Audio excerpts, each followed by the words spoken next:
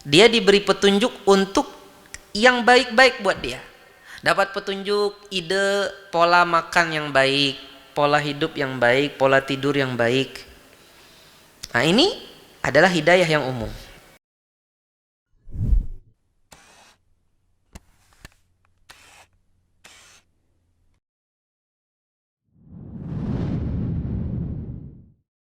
Assalamualaikum warahmatullahi wabarakatuh.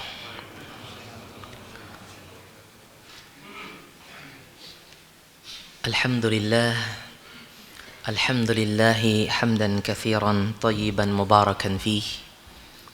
Alhamdulillahilladzi an'ama alaina ni'amahu al-kathirah allati la tuhsa wa waffaqana lil julusi fi hadzal masjid wa majlisil ilm.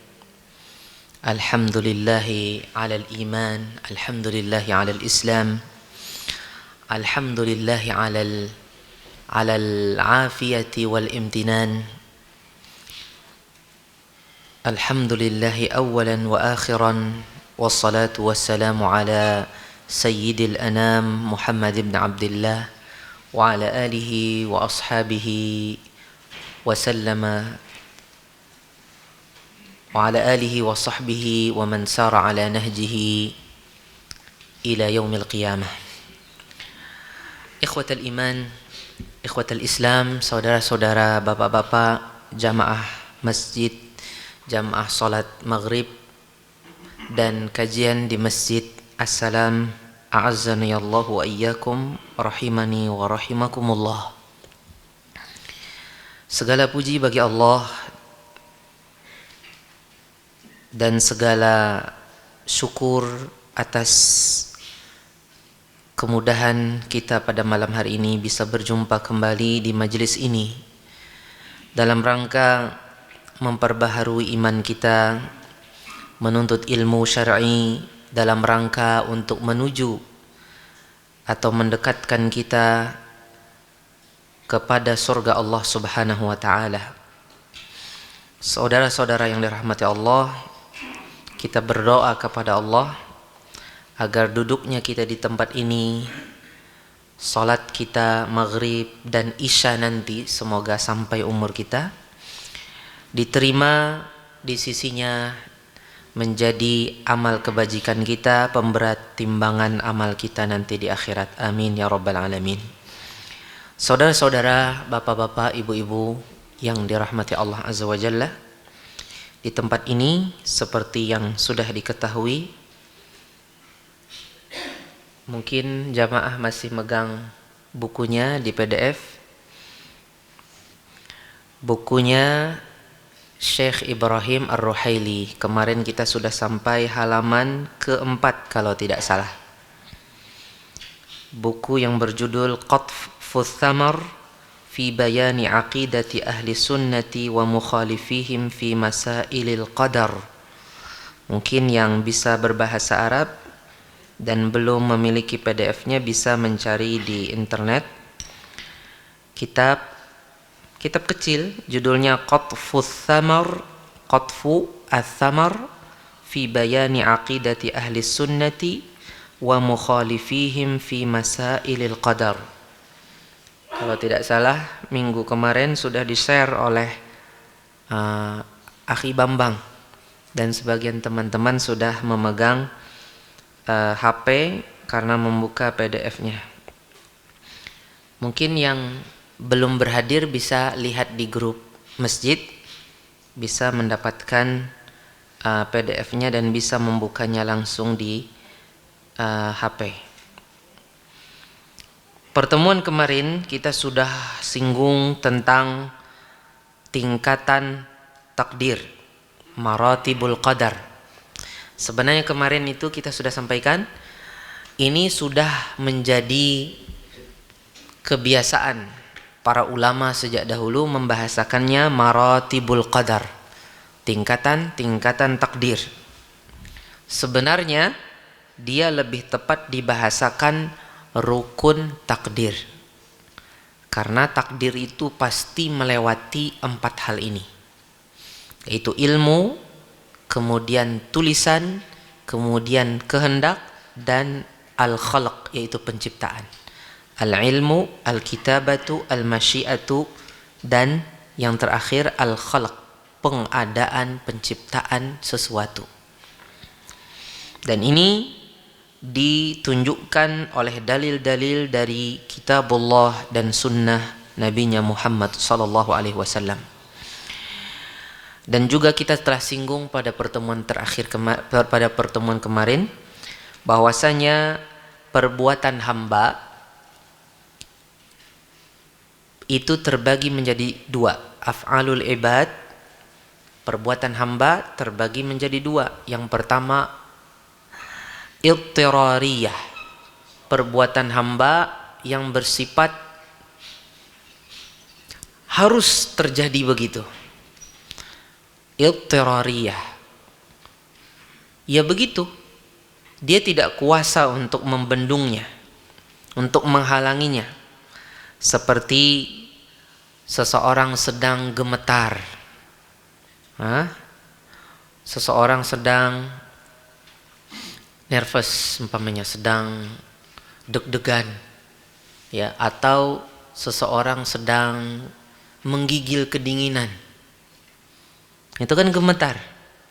Ini dia tidak mampu untuk menahannya. Begitu pula detak-detak nadinya, nggak ada manusia bisa menahan, Pak. Nah, ini adalah perbuatan hamba yang idtirariyah, yang harus terjadi dan dia tidak punya kuasa akannya. Yang kedua apa? Ikhtiyariyah, perbuatan hamba yang bersifat mau nggak maunya dia. Kalau hamba mau melakukan, maka bisa terjadi, ya. Artinya itu berkaitan dengan kehendak hamba. Ini perbuatan hamba yang ikhtiyariyah. Seperti contohnya hamba melakukan kebajikan atau seorang hamba melakukan kemaksiatan. Itu semuanya dari perbuatan ikhtiyariyah. Terakhir kemarin kita sudah singgung manusia dalam masalah al-af'al al-ikhtiyariyah, perbuatan hamba yang bersifat ikhtiyari ini, pilihan hamba, hamba memilih, hamba sengaja melakukannya. Manusia dalam masalah ini terbagi menjadi 4 bagian. Jadi ada 4 perkataan dalam hal ini. Yang pertama adalah ahlu sunnah wal jamaah, dan ini pendapat yang hak dalam masalah ini, di mana kata mereka hamba melakukan secara hakiki. Kalau ada perbuatan hamba yang ikhtiyari, itu hamba itu sendiri yang melakukan, dan Allah yang menciptakan perbuatan mereka. Hamba siapa saja, baik dia mukmin atau kafir, yang baik atau yang jahat, ya, yang sholat, yang puasa, hamba itu punya kemampuan untuk melakukan perbuatannya, dan mereka punya kehendak untuk melakukannya. Akan tetapi Allah lah yang menciptakan mereka dan menciptakan kemampuan mereka dan menciptakan adanya keinginan pada hati mereka. Terciptanya keinginan di hati itu dari Allah Subhanahu wa ta'ala juga. Inisiatif, ide, sebelum melakukan kan ada ide ingin melakukan, kemudian ada kemampuan, itu semua ciptaan Allah. Ini pendapat ahlus sunnah wal jamaah. Yang kedua adalah orang qadariyah, ya, kelompok al-qadariyah. Kelompok qadariyah ini begitu pula al-mu'tazilah, karena mu'tazilah ini secara umum dalam masalah keimanan terhadap takdir mereka qadariyah. Kelompok qadariyah dan diantaranya mu'tazilah, mereka berkata hamba itu mampu untuk melakukan perbuatan dengan sendirinya. Dan hamba itu punya kehendak yang sempurna sebagaimana hamba itu punya kemampuan yang sempurna. Sehingga hamba itulah yang menciptakan perbuatan mereka sendiri, dan perbuatan hamba bukan makhluk Allah. Ini Mu'tazilah. Yang ketiga adalah pendapat Al-Jabriyah. Jabriyah ini lawannya Qadariyah, Pak. Apa kata Jabriyah? Jabriyah ini diikuti juga oleh Jahmiyah. Kalau sekarang ini adalah Jahmiyah. Orang-orang Jahmiyah.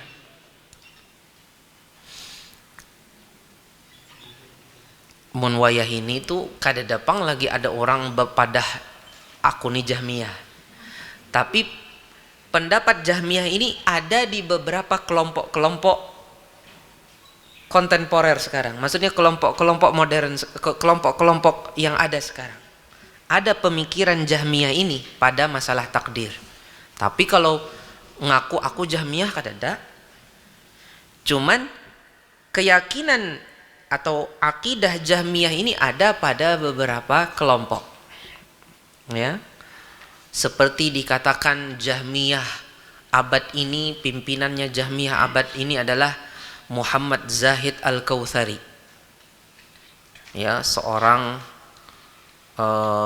yang menolak banyak sifat Allah Subhanahu wa taala, yang sangat mencela ulama-ulama Ahlus Sunnah. Ya, yang dibantah oleh banyak para ulama, di antaranya Syekh Abdurrahman Al-Muallimi, seorang ulama berasal dari Yaman, tinggal di kota Mekah. Di dalam kitabnya At-Tankil. Ya.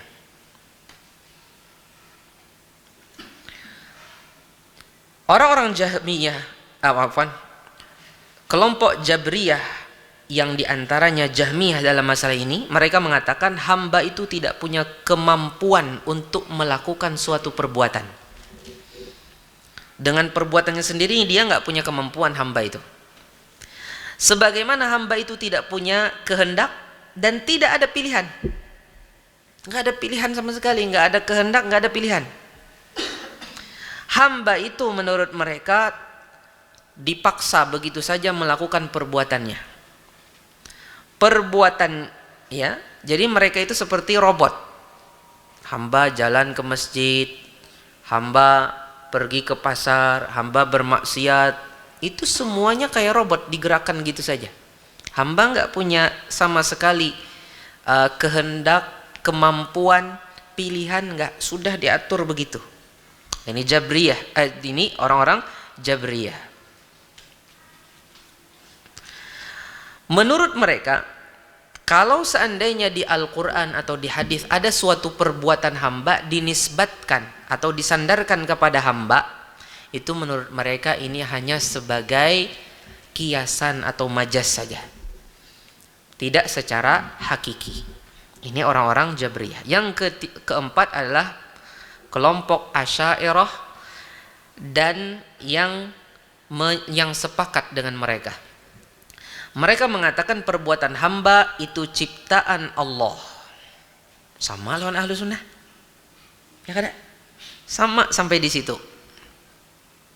Kata mereka perbuatan hamba itu ciptaan Allah. Amun Ahlus Sunnah, perbuatan hamba itu sendiri yang memilih. Dia punya kemampuan. Tapi Allah lah yang menciptakan pilihan kehendak dia dan kemampuan dia. Sehingga perbuatan hamba itu walaupun hamba yang menyebabkan terjadinya, tapi itu ciptaan Allah juga. Nah, sampai di sini sebenarnya Asy'ariyah ini sama dengan Ahlus Sunnah. Perbuatan hamba itu makhluk Allah Azza wa Jalla. Tapi imbah itu pulang, dengarkan. Tapi kata mereka, walaupun itu ciptaan Allah, itu kasbun lil abdi. Dia adalah suatu perkara, perbuatan hamba itu adalah suatu perkara yang dihasilkan oleh hamba itu sendiri, ya, dihasilkan oleh hamba itu sendiri Dan hamba itu punya kemampuan sebenarnya, cuman kemampuannya hamba itu tidak berefek pada perbuatan itu. Jadi kalaupun hamba itu punya kemampuan, kemampuannya hamba itu tidak berefek sama sekali kepada terjadinya perbuatan tersebut.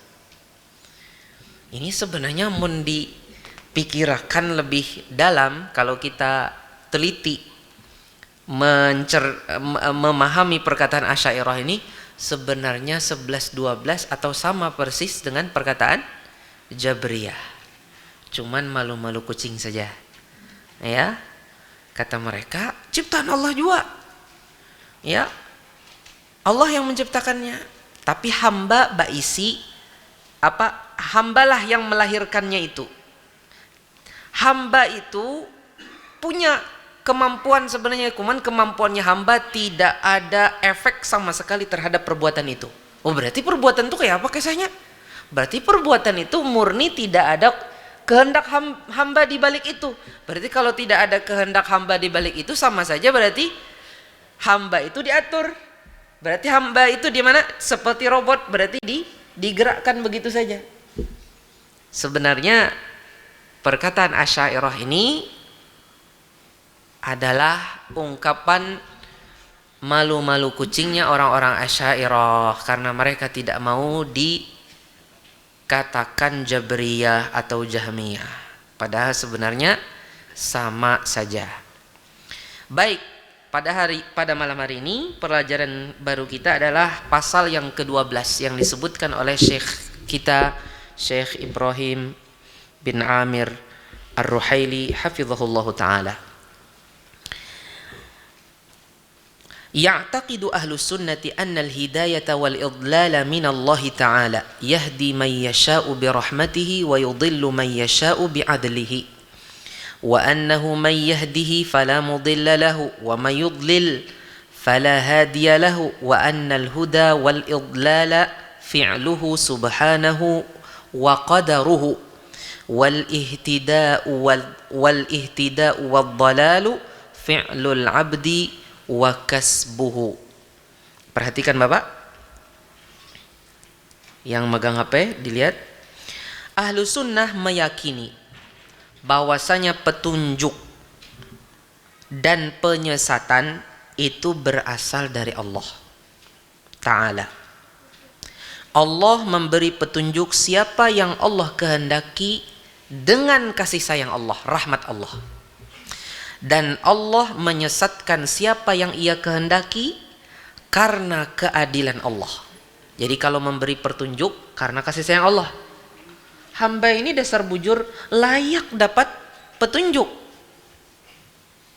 Karena hamba itu memang mencari kebaikan, ya akhirnya dibalasi sama Allah. Kasih sayang Allah kan? Kasih sayang Allah akhirnya diberi petunjuk. Sebagaimana juga Allah menyesatkan siapa yang Allah kehendaki karena keadilan Allah. Bukan karena kasih sayang Allah, karena keadilan Allah. Allah Maha Adil. Orang ini memang tidak pantas untuk dapat petunjuk. Karena memang seperti itu dan seperti itu, memang cenderungnya memang mencari kejelekan, sudah Allah balasi dia itu dengan kejelekan. Masa disamakan orang ini dengan orang yang baik-baik? Kalau sampai disamakan, dia dikasih petunjuk juga nggak adil dong Allah. Kan gitu. Baik. Wa annahu may yahdihi fala mudhillalah. Dan barang siapa yang Allah kasih petunjuk, tidak bakal ada, tidak akan ada yang menyesatkan dia. Dan siapa yang Allah sesatkan, tidak akan ada yang memberi petunjuk dia. Dan sesungguhnya petunjuk dan penyesatan itu adalah perbuatan Allah Subhanahu wa ta'ala dan takdirnya Allah. Dan petunjuk dan kesesatan itu adalah perbuatan hamba dan ulahnya hamba. Perbuatan hamba dan itu hasil dari hamba sendiri. Dapat petunjuknya dan tersesatnya itu adalah perbuatan hamba dan ulah atau hasil dari hamba. Kasab adalah hasil dari perbuatan hamba. Yang menyesatkan, yang memberi petunjuk dan yang menyesatkan Allah. Tapi dapat petunjuknya dan tersesatnya itu adalah perbuatan hamba. Perbuatan hamba dan hasil dari hamba. Bukan Allah itu, jangan padahal kan ini nang tersesatnya Allah nah. Ini nang dapat petunjuk nih Allah nah. Ini kan bubuhan nang wahidatul wujud tuh. Nang ngaji, nang sembahyang betamat tuh kan kayak itu. Aku sudah sampai hakikat. Kada sembahyang lagi. Kenapa? Karena hakikatnya sebarataan itu sama. Hakikatnya sebarataan itu Allah. Amun semuanya Allah, ngapain lagi aku sholat? Berarti kalau orang itu sholat, dia Allah. Inya kada sholat, inya Allah juga. Hah? Gasan apa aku sembahyang ujarnya? Berarti sama aja, aku sembahyang lawan kada sembahyang sama aja. Saudara yang dirahmati Allah Subhanahu wa taala, inilah akidah Ahlus Sunnah wal Jamaah di dalam petunjuk dan penyesatan. Pasal yang ke-13. Lil hidayati arba'u maratiba dallat 'alaihal adillatu. Hidayah itu memiliki 4 tingkatan yang ditunjukkan oleh dalil-dalil dari kitabullah dan sunnah Rasulullah sallallahu alaihi wasallam. Tolong diingat Pak, 4 tingkatan hidayah. Kita rancak menyambat 2 aja. Hidayatul irsyad wal bayan dan hidayatul taufik. Nanti ada pelengkapnya lagi. Tingkatan pertama adalah al-hidayatul ammah. Hidayah yang umum. Lumrah. Seberataan orang dapat. Yaitu hidayah wahiyya hidayatu kulli nafsin ila masaliha ma'asyiha wa ma yuqimuha wa hadhil martabatu a'ammul maratibi. Ya.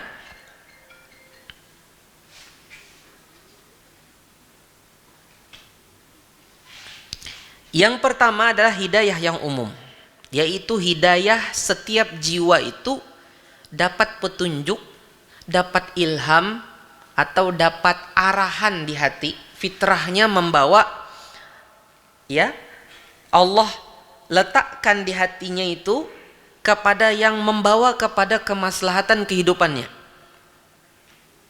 Ya, umpamanya dia tahu ini jalan baik, ini jalannya rusak. Dia cari jalan yang bagus, menuju ke sana nih jalannya lebih bagus, lebih rata. Kalau ini banyak lubang-lubangnya, contohnya. Dapat petunjuk dia, ya kan? Dia sakit, dia tahu di sana dokter yang bagus untuk penyakit ini. Dia pun mencari, ingin usaha, dia lihat beberapa peluang-peluang yang usaha kira-kira bagus untuk dia. Kemudian dia ingin sekolah, dia memikirkan mana yang kira-kira sekolah itu bagus untuk dia. Ini adalah hidayah umum. Hidayah umum. Kecuali kalau seandainya nanti hubungannya dengan agama, lain lagi ceritanya. Ini masih umum. Seperti contohnya sekolahnya umum, bukan sekolah agama ya. Seperti contohnya perginya tadi pergi ke pasar ya. Dia diberi petunjuk untuk yang baik-baik buat dia. Dapat petunjuk ide pola makan yang baik, pola hidup yang baik, pola tidur yang baik. Nah, ini adalah hidayah yang umum. Ya. Dia gemar berolahraga.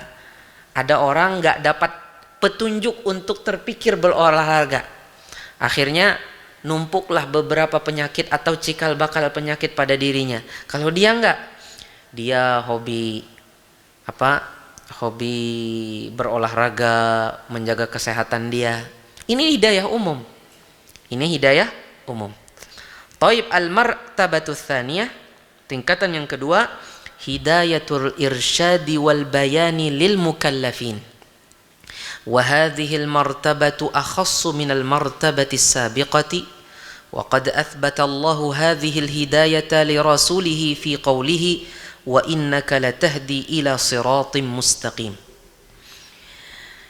Ini yang sering kita dengar, hidayah irsyad, hidayah arahan, wal bayan dan petunjuk bagi orang-orang yang terbebani syariat, yang sudah punya akal, sudah baligh, punya kemampuan, ya kan?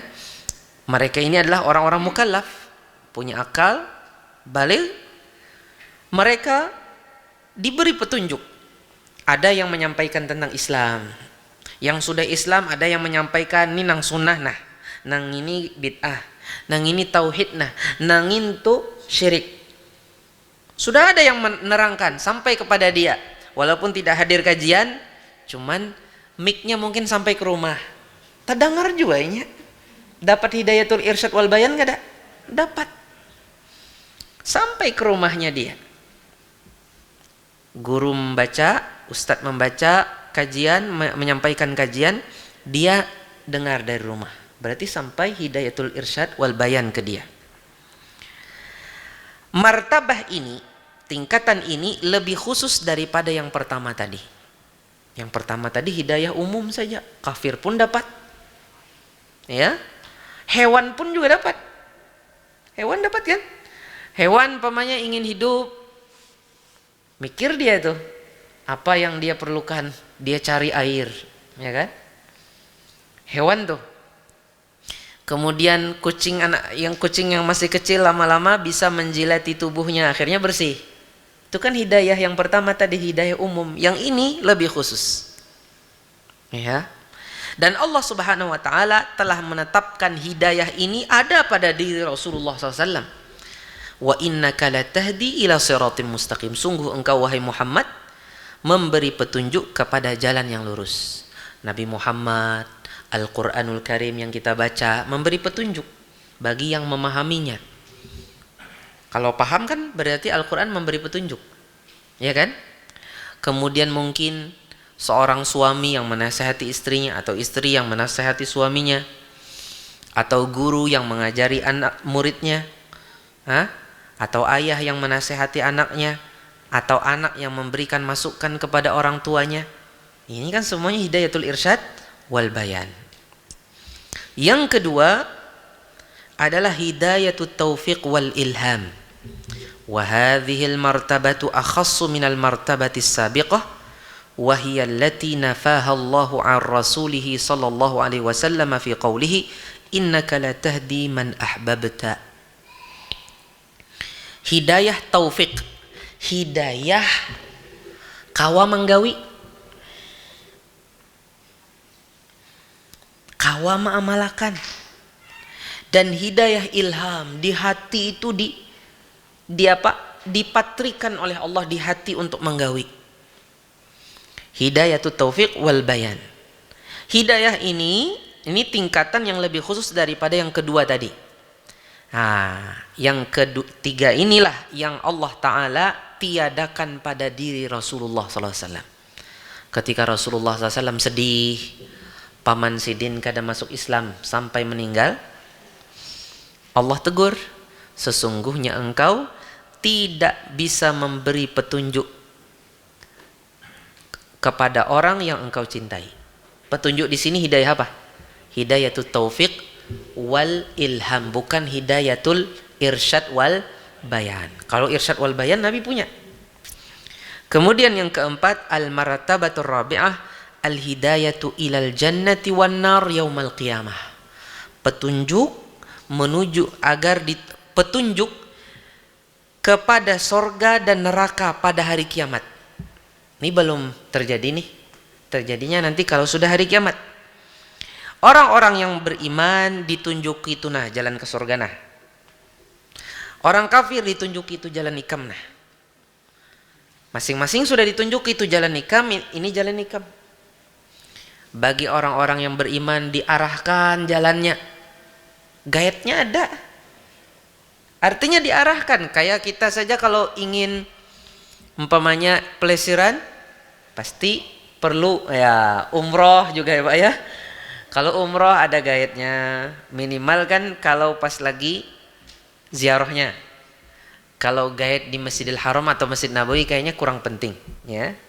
Insya Allah kalau kita mandiri malah lebih cepat hafal daripada di antar-antar. Kalau antar-antar nanti kita manja dan nanti kada hafalan Pak sampai pintu sana kada ingat mandak sandal di mana ya, atau mungkin masuk sini keluar sana, mending itu tertinggal bini ya Pak. Tertinggal bini, akhirnya mungkin cari-cari yang bini juga mencari, akhirnya lama-lama terpisah, yang satu cari ke daerah mana ya, akhirnya lama baru kedapat dan lain sebagainya. Kalau kita mencoba melihat peta dulu, kita lihat arah kita di mana ya. Tenang aja. Kita dari hotel bagian sini, nah itu arah ke sana. Kita hafali dulu. Setelah itu kita insya Allah tidak akan tersesat insya Allah. Al-martabatur rabi'ah, tingkatan taib. Ini tingkatan yang keempat. Taib, sekarang pasal yang ke-14. Pasal yang ke-14. Al-mukhalifuna li ahli sunnati fi mas'alatil hidayati wal idlal ta'ifatan. At-ta'ifatul ula al-qadariyah. Athbatu hidayatal irsyadi faqat wa ankaru hidayatat taufiqi wal idlal wa qalu innal 'abda wa qalu wa ankaru hidayatat taufiqi wal idlala wa qalu innal 'abda yahtadi bi nafsihi wa yadhillu bi nafsihi wallahu la yahdi ahada wa la yudhillu ahada wa ta'awwalul hidayatal mudhafata lillahi fin nususi bi hidayatil irsyad aw tasmiyatahu al muhtadi muhtadiyan wa ta'awwalul idlala bi tasmiyatihi ad-dalla dallan. At-ta'ifatu tsaniyatu al-jabariyah. Al-jabariyah.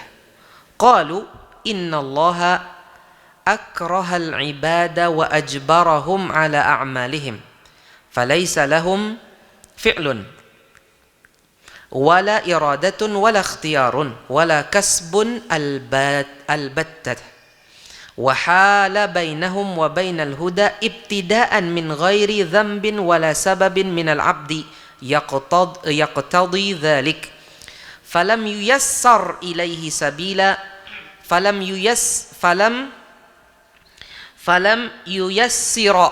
yuyassir ilaihi sabila wala a'tahu ilaihi qudratan. Perhatikan Bapak,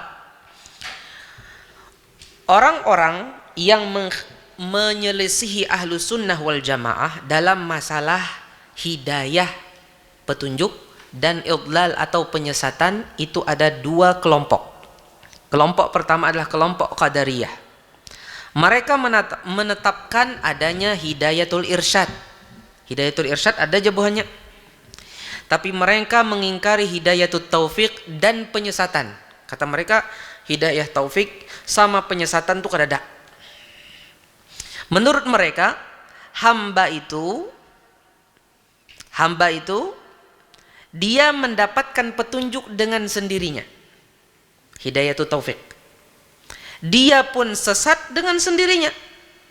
Allah tidak memberi petunjuk kepada seorang pun sebagaimana Allah tidak menyesatkan seorang pun. Ini orang-orang apa? Orang-orang qadariyah. Kemudian mereka mentakwil.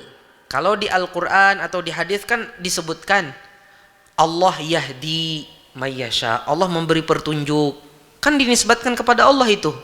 Kata mereka itu hidayatul irsyad saja, bukan hidayatul taufik kata mereka. Dan mereka pun mentakwil ketika dikatakan hamba itu mendapatkan petunjuk, itu maksudnya kata mereka itu sendirilah yang mereka itu sendiri ya yang dapat petunjuk, bukan ditunjuki. Mereka juga mentakwil yang tersesat. Kata mereka, dia itu sesat, bukan disesatkan. Dia sesat sendiri. Dia sesat sendiri, tidak disesatkan. Ini kelompok Qadariyah. Adapun kelompok kedua adalah kelompok Jabariyah. Mereka mengatakan sesungguhnya Allah memaksa hamba atas perbuatan mereka. Falaisa lahum fi'l. Hamba itu tidak punya perbuatan, tidak punya keinginan, tidak punya pilihan, tidak punya hasil perolehan sama sekali dari diri dia, tidak ada peran. Menurut mereka, menurut Jabriyah, hamba ini terhalang dari petunjuk sejak awal. Kalau seandainya hamba nggak dapat petunjuk, sejak awal dia terhalang dari petunjuk, tanpa dosa, tanpa penyebab sama sekali yang dilakukan hamba. Jadi kalau hamba terhalang dari hidayah, itu bukan karena hamba itu melakukan dosa sebelumnya, enggak, atau ada penyebab sebelumnya, enggak, kata mereka. Begitu saja. Intinya Allah tidak memudahkan dia jalan menujunya, dan Allah tidak memberikan kepadanya kemampuan. Inilah orang-orang Jabriyah, kelompok Jabriyah. Pasal yang ke-15, ya'taqidu ahlus sunnati annal iradata allati yattasifu biha Allah tabaraka wa ta'ala tanqasimu ila qismain. Iradatun kauniyatun qadariyah wa hiya al-masyi'atu syamilatu li jami'il hawadithi wal muta'alliqatu bima qaddarahu Allah wa qadah wa hiya mustalzimatun lil wuqu'. Yang kedua, iradatun diniyatun syar'iyyatun wa hiya muta'alliqun bil amri alladhi arada Allahu min ibadihi fi'lahu syar'an wa hiya ghairu mustalzimatin lil wuqu'i illa idza ta'allaqat bil iradatil kauniyyah wa qad dallatil adillatu ala hatainil iradatain wa itsbatihima jami'an huwa aqidatu ahli sunnah wa itsbatuhuma jami'an huwa aqidatu ahli sunnah. Perhatikan pasal ke-15. Ahlu sunnah meyakini bahwasanya iradah yang Allah memiliki sifat itu, yaitu iradah, berkehendak, itu terbagi menjadi dua bagian. Yang pertama, iradah kauniyah qadariyah. Apa itu iradah kauniyah qadariyah? Ini adalah kehendak yang mencakup semua yang terjadi. Ya, ada langit, ada bumi, ada turun hujan dan sebagainya, itu semuanya. Ya, terjadi gempa, ya, ada angin sepoi, itu semuanya adalah kehendak yang umum untuk semua yang terjadi. Yang berkaitan dengan takdir Allah atau kehendak yang Allah tentukan, dan ini mesti terjadi, mustalzimatun lil wuqu', keharusannya adalah mesti terjadi. Yang kedua, iradah diniyah syar'iyah, iradah yang hubungannya dengan agama dan syariat Allah. Ini berkaitan dengan perintah Allah, perintah Allah yang Allah inginkan pada hamba agar hamba melakukannya menurut syariat. Allah menginginkan hamba melakukannya, dan ini tidak mesti harus terjadi. Tidak mesti harus terjadi kecuali apabila iradah syar'iyah, iradah diniyah syar'iyah ini berkaitan dengan iradah kauniyah. Artinya apa? Memang Allah tentukan itu terjadi. Ada iradah kauniyah qadariyahnya. Dan dua iradah ini telah ditunjuki oleh dalil-dalil Al-Quran dan Sunnah. Menetapkan kedua iradah ini adalah bagian dari akidah ahlu sunnah wal jamaah. Wallahu a'lam. Nanti kita akan teruskan setelah azan apa saja perbedaan antara iradah kauniyah qadariyah dengan iradah diniyah syar'iyah. Barakallahu fikum. Jamaah sekalian yang dirahmati Allah, ada beberapa pasal lagi yang ingin ulun sampaikan. Untuk menyingkat waktu, ulun akan langsung terjemahkan tanpa membaca kitabnya, pian bisa lihat untuk Arabnya di pasal ke-16. Pasal ke-16. Yang tadi kita sudah sebut iradah ada dua, iradah kauniyah qadariyah, yang kedua iradah diniyah syar'iyah. Dua iradah ini kadang-kadang dia bisa berkumpul, kadang-kadang dia bisa berpisah. Ditinjau dari terkumpul atau terpisahnya dua iradah ini, maka ada 4 kondisi. Ada 4 kondisi. Kondisi pertama, apa yang kedua iradah ini cocok. Kedua iradah ini sama-sama ada, sama-sama satu. Ya. Ketemu keduanya. Contohnya apa? Adanya amal soleh. Allah kan menghendaki dilakukan amal soleh. Kemudian ternyata itu dilakukan. Dilakukan terjadi. Dilakukanlah itu, terjadilah dia. Maka itu terkumpul iradah kauniyah sama iradah syariah. Seperti contohnya keimanannya Abu Bakar. Allah telah menetapkan secara iradah kauniyah Abu Bakar beriman. Secara iradah syariah memang Allah ingin Abu Bakar beriman. Begitu pula berimannya orang-orang yang beriman. Dan terjadinya ketaatan di antara orang beriman. Ketika orang beriman melakukan ketaatan, itu terkumpul padanya iradah kauniyah dan iradah syariah. Terjadi itu iradah kauniyahnya, inya manggawi yang Allah memang inginkan, Allah perintahkan, itu iradah syariahnya. Yang kedua adalah yang hubungannya dengan iradah syariah, diniyah syariah saja. Enggak ada iradah kauniyahnya. Yaitu adalah apa yang Allah perintahkan dari amal soleh. Tapi orang kafir enggak mau melakukan. Begitu pula orang-orang jahat dari orang beriman enggak mau juga melakukan. Seperti contohnya Abu Jahal. Abu Jahal mau enggak Allah Abu Jahal itu beriman? Allah mau supaya Abu Jahal, semua Allah mau agar dia beriman. Allah meminta, Allah Subhanahu wa taala, Allah Subhanahu wa taala memerintahkan semua beriman, di antaranya Abu Jahal. Tapi Abu Jahal tidak Allah beri iradah kauniyah. Dia untuk beriman, begitu pula orang-orang kafir yang lain. Ya.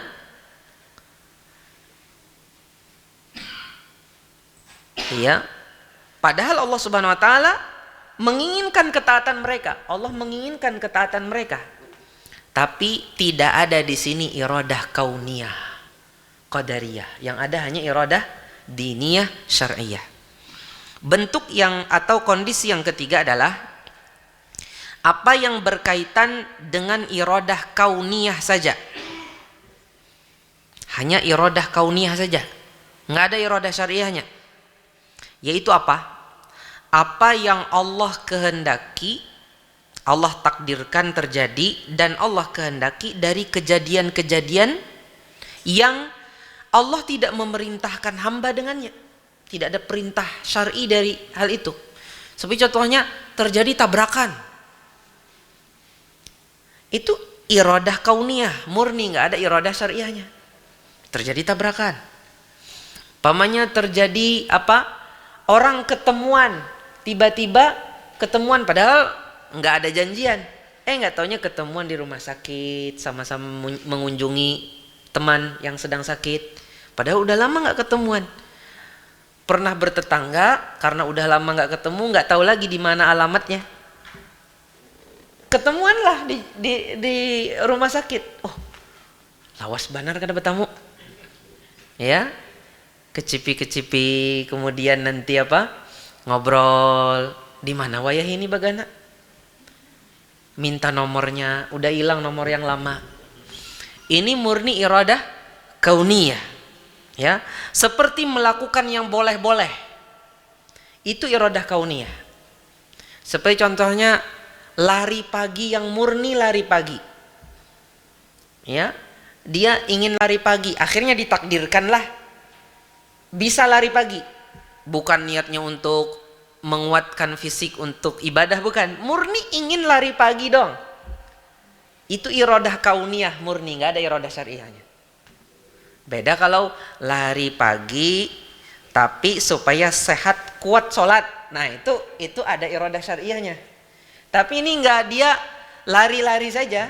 Ngapain? Ya mau mat awak. Ya kada apa? Mau mat awak. Ya. Nah ini hanya sekedar iradah kauniyah. Terjadi kawa bisa lari, selesai keringatan, nyaman awak aja. Cuman gitu aja. Nggak ada di balik itu tujuan supaya kuat sholat malam, berdiri lawas di belakang imam di bulan Ramadan umpamanya. Tidak ada. Itu murni iradah kauniyah. Begitu pula maksiat yang terjadi di tengah manusia, itu iradah kauniyah. Itu iradah kauniyah, tidak ada iradah syariahnya. Ya, itu tidak ada iradah syariahnya.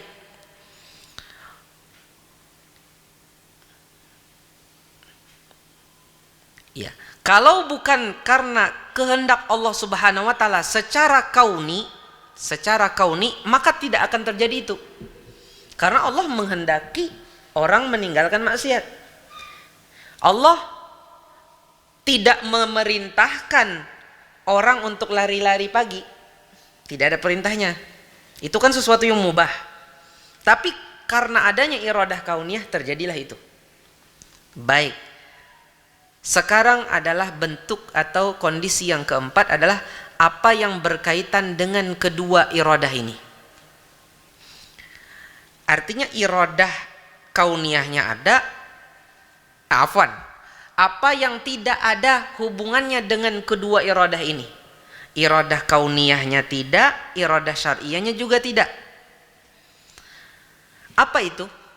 Yaitu adalah apa yang tidak termasuk dari yang mubah, tidak juga dari maksiat. Allah tidak memerintahkannya, Allah juga tidak menginginkannya secara syar'i. Allah tidak memerintahkannya, Allah tidak menginginkannya secara syar'i, sebagaimana Allah tidak menginginkan itu terjadi secara kauni. Sehingga tidak terjadilah itu. Contohnya apa? Kufurnya orang beriman. Ini orang beriman nih, jadi kufur. Tidak, Allah menghendaki dia tetap beriman. Ya, kufurnya orang beriman ini tidak terjadi secara iradah kauniyah, secara iradah syariah juga tidak Allah cintai, tidak Allah maui. Secara iradah kauniyah juga tidak terjadi, orang beriman tetap saja memegangi agamanya. Begitu pula maksiat yang bisa saja kemaksiatan pada orang yang Allah jaga dia dari melakukan maksiat itu. Secara iradah kauniyah Allah tahan, Allah jaga dia. Secara iradah syariah Allah tidak menyukai dia melakukannya. Allah melarang dia dari melakukannya, sehingga tidak terjadilah dia. Nah, ini kedua-duanya tidak ada. Iradah syariahnya kada ada, iradah kauniyah juga tidak ada. Sekarang apa yang kita bisa bedakan antara dua iradah ini? Ada 4 hal yang paling inti perbedaan antara iradah kauniyah dengan iradah syariah. Yang pertama, apa yang Allah kehendaki secara iradah kauniyah mesti terjadi, dan apa yang Allah kehendaki secara iradah syariah tidak mesti terjadi. Bisa terjadi, bisa tidak terjadi, kecuali apabila iradah syariah itu berkaitan dengan iradah kauniyah, pasti terjadi. Pamannya hamba ini Allah suka dia melakukan sholat duha, kemudian nggak mesti terjadi, tapi Allah kehendaki secara iradah kauniyah dia melakukan sholat duha. Nah itu terbalu pasti terjadi. Karena Allah telah tetapkan itu terjadi secara iradah kauniyah.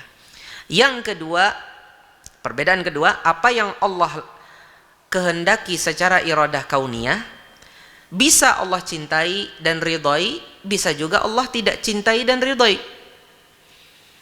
Contohnya Allah punya iradah kauniyah terhadap maksiat.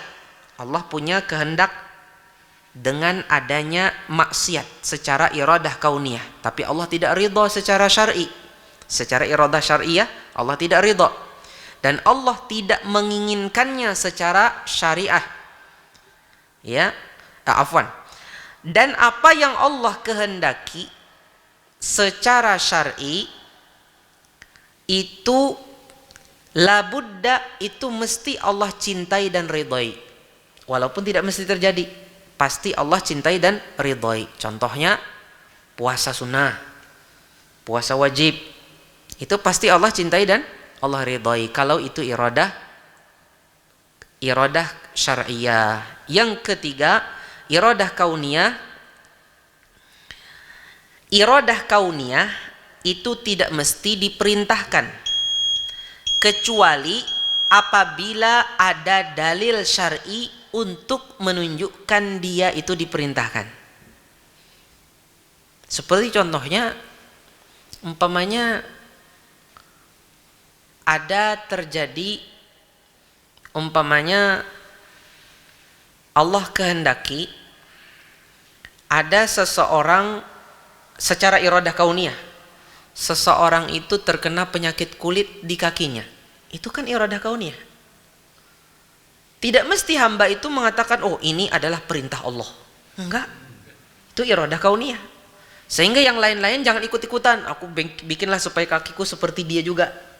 Enggak kan? Nah, adapun iradah syar'iyah itu mengharuskan, mengandung arti perintah. Setiap apa yang Allah inginkan secara syar'i itu pasti Allah Subhanahu wa taala perintahkan. Contohnya, di antara iradah syar'iyah, Allah itu suka dan ingin kalau hamba itu memperbanyak sholat sunnah umpamanya. Ya, itu berarti apa? Allah memerintahkannya. Kalau Allah ingin secara syar'i berarti Allah memerintahkannya, walaupun perintahnya belum sampai tingkatan wajib. Ya kan? Belum sampai tingkatan wajib, berarti diperintahkan. Salat 5 waktu Allah menginginkannya secara syar'i, berarti perintah itu wajib. Ya, wajib dikerjakan karena dia adalah perintah yang wajib sifatnya. Perbedaan yang keempat, iradah kauniyah bisa saja terjadi karena dimaksudkan yang selainnya. Jadi iradah kauniyah yang Allah kehendaki itu ini terjadi, yang Allah inginkan yang selainnya, bukan itunya. Seperti contohnya Allah menghendaki menciptakan iblis dan terjadi beberapa keburukan di muka bumi ini. Ya, ada yang merampok, ada yang berzina, ada yang berjudi, ada yang menipu, ya, ada yang makan riba, ada yang meribakan uang, ya, membungakan uang, meribakan uangnya, ada yang ini dan itu. Ini Allah Subhanahu wa taala mengadakan ini kan iradah kauniyah ini. Tujuannya untuk apa? Tujuannya untuk selainnya. Ada sesuatu di samping atau di baliknya itu. Yaitu apa? Dengan hal ini supaya hamba bersungguh-sungguh, gigih untuk menjauhi iblis dan menjauhi keburukan-keburukan ini. Dan kalau seandainya sampai jatuh kepada itu, hamba itu segera bertobat dan beristighfar kepada Allah. Jadi di balik itu ada sesuatu yang Allah inginkan. Jadi pada hidayah kauniyah kadang-kadang Allah menginginkan bukan zatnya itu, tapi sesuatu di balik itu yang Allah inginkan daripada iradah kauniyah itu kadang-kadang. Wa ghairu dzalika minal muhab. Begitu pula dari apa-apa yang Allah kehendaki dari sesuatu yang dicintai, itulah yang Allah inginkan di balik iradah kauniyah itu kadang-kadang. Sesuatu di luar itu yang Allah kehendaki. Dan iradah syariah itu mesti tujuannya itunya zat itu sendiri. Iradah syariah yang Allah kehendaki itulah sendiri yang Allah Subhanahu wa taala maksudkan. Fallahu arada ta'ah li nafsiha wa radiyaha wa ahabbaha. Allah menginginkan ketaatan karena ketaatan itu sendiri. Artinya ketaatan itu bagus. Allah menghendaki karena ketaatan itu sendiri. Allah ridha kepada ketaatan itu dan Allah cintai ketaatan tersebut. Dalam masalah iradah, dua iradah ini ada dua kelompok yang mengkhilafi Ahlus Sunnah wal Jamaah. Yang pertama adalah Qadariyah, yang kedua adalah Jabariyah. Qadariyah mereka menetapkan iradah syariah dan mereka mengingkari iradah kauniyah. Mereka menganggap bahwasanya kufurnya orang kafir dan maksiatnya orang yang bermaksiat tidak berada di bawah kehendak Allah dan takdir Allah. Tidak di bawah kehendak dan takdir Allah. Kelompok yang kedua adalah kelompok Jabriyah. Mereka menetapkan iradah kauniyah dan mengingkari iradah syariah. Menurut mereka, kekufuran, kemaksiatan itu memang Allah menginginkannya dan Allah mencintainya dan Allah memaksa hamba melakukannya dan hamba tidak punya pilihan sama sekali dari meninggalkannya. Nggak bisa meninggalkannya, nggak punya pilihan untuk bisa meninggalkannya, nggak punya. Nah, inilah dua kelompok yang menyimpang dalam masalah ini. Insya Allah pada pertemuan yang akan datang kita akan bahas pasal yang ke-19 dari akidah Ahlus Sunnah wal Jamaah di dalam masalah takdir ini. Barakallahu fikum. Salah dan khilaf mohon dimaafkan.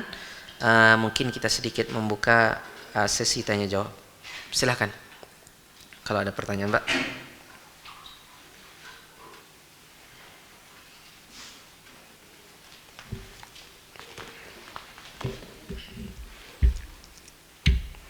Bismillah.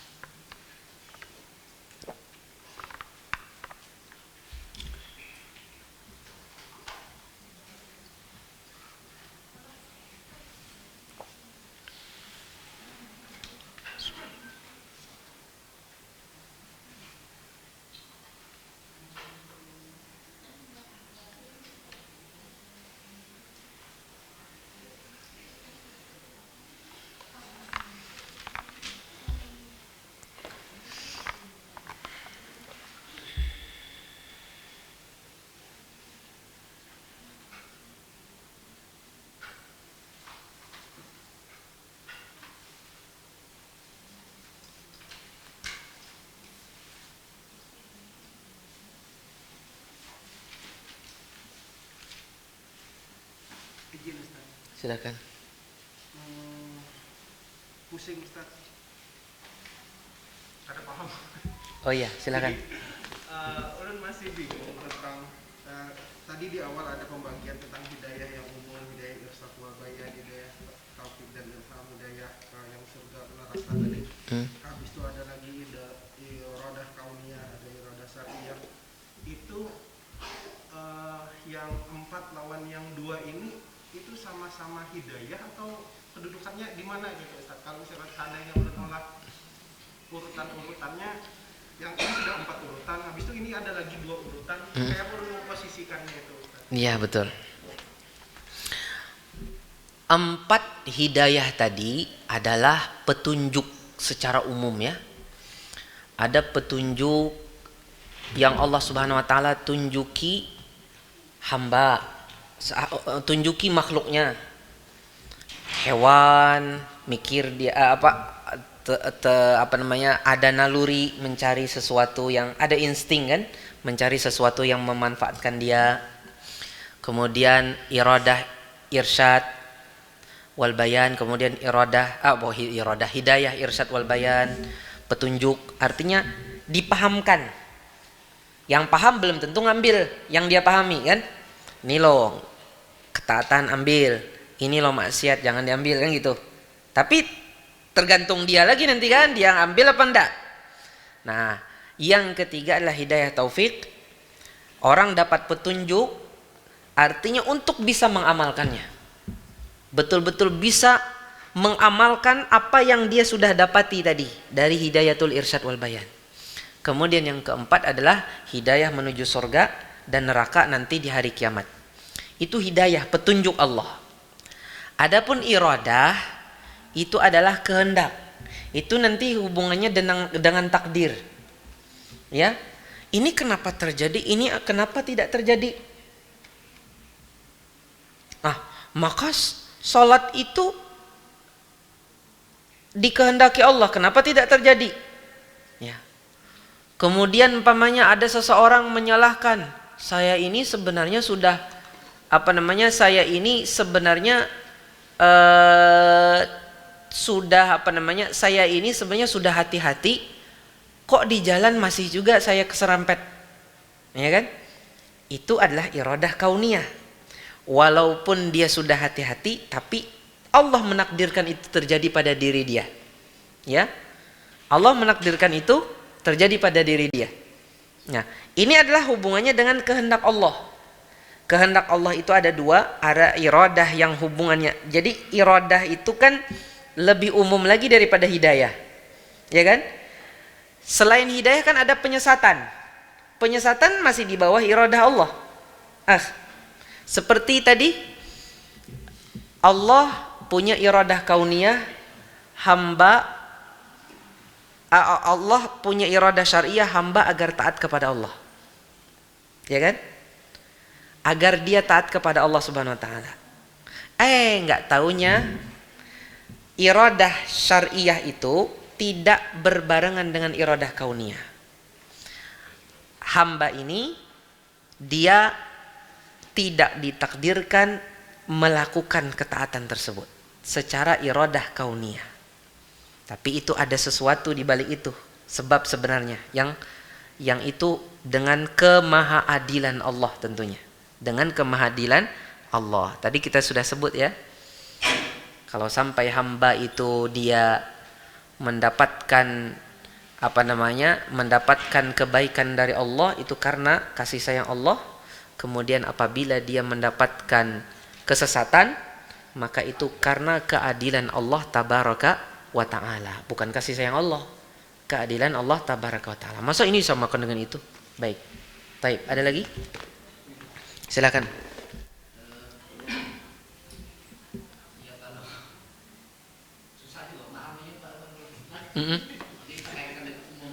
Saya punya anak dua. Anak ini pendidikannya sama kan? Orang pintar sekolahnya di sini umum, sekolah umum. Okay.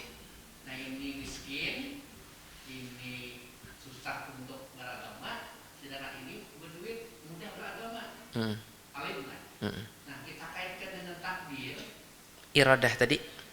Apakah ini takdir atau yang kedua kita memakainya, kita ini dapat ilmu sudah kayak apa cara memakainya? Bagaimana mengaplikasikan apa yang kita pahami tadi? Kita sudah menjalani sebab, sama-sama disekolahkan anak di sekolah yang sama-sama ya smart lah, orang yang cerdas juga bisa memahami pelajaran. Enggak taunya yang ini iradah kauniyah Allah, dia miskin. Iradah kauniyah Allah juga dia enggak taat beribadah. Tapi itu bukan iradah syariah Allah. Bukan iradah syariah Allah. Yang ini dia ditakdirkan kaya dan ditakdirkan juga dia taat. Ditakdirkan dia kaya itu secara umum dia adalah iradah kauniyah. Kemudian ditakdirkan dia dia itu taat kepada Allah, itu iradah syariah. Tapi bisa saja ada hubungannya iradah kauniyah pada kaya tadi, ada hubungannya dengan ketaatan. Artinya gara-gara dia dapat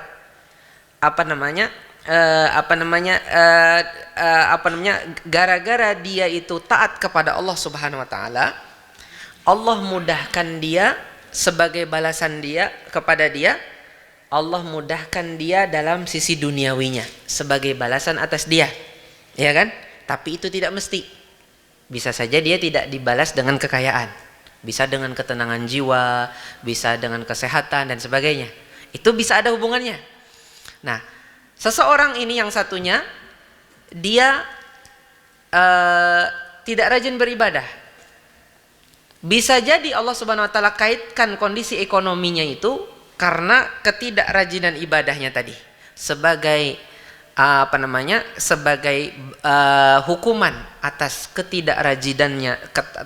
ketidaktaatannya kepada Allah Subhanahu wa taala. Akhirnya hamba ini dipersusahlah kehidupan duniawinya. Ya.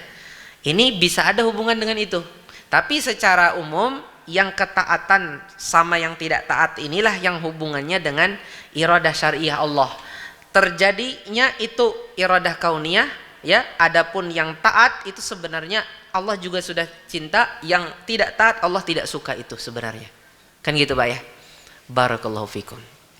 Dan aplikasi dari apa yang telah kita sampaikan tadi, bahwasanya orang-orang Jabriyah menganggap, ya, kalau seseorang itu dia ditentukan sesuatu, umpamanya ditentukan sesuatu dia begini, itu pasti Allah cinta itu. Menurut orang Jabriyah, umpamanya ini kada taat, oh itu sudah Allah sudah tentukan, Allah sudah kehendaki, dia sudah kayak gitu, jangan lagi urus, jangan dibahas itu. Dia sudah ditentukan tidak sholat, tidak puasa Ramadan, itu yang Allah cintai untuk dia. Ini orang Jabriyah, ya sudah jangan diurus lagi. Ya. Adapun ahlu sunnah enggak, dia anakku, perlu tetap aku tegur, ya kan? Menurut akidah ahlu sunnah wal jamaah, kada sembahyang itu kada bagus, Allah kada cinta. Aku sebagai orang tuanya wajib untuk mengingatkan dia, nak sholat, ya kan? Kalau aku tidak mengingatkan, aku berdosa.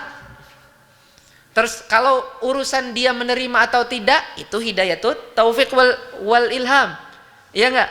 Tapi aku sebagai ayahnya ada ada iradah syariah yang aku ini diperintahkan untuk menegur dia.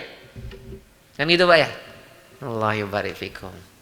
Ya, semoga itu bisa dipahami. Jazakumullah khairan. Semoga apa yang kita bahas pada malam hari ini bermanfaat bagi kita semua. Salah dan khilaf mohon dimaafkan. Semoga Allah Subhanahu wa taala mudahkan kita untuk mengamalkan apa yang kita telah pelajari, mendapatkan ilmu yang bermanfaat dan amal saleh. Salah dan khilaf mohon dimaafkan. Subhanakallah wa bihamdika asyhadu an la ilaha illa anta astaghfiruka wa atubu ilaik. Assalamualaikum warahmatullahi wabarakatuh. Terima kasih. Jazakumullah khairan wa barakallahu fikum. Video ini dibuat atas partisipasi dari donasi Anda. Semoga menjadi amal jariah bagi Anda semuanya.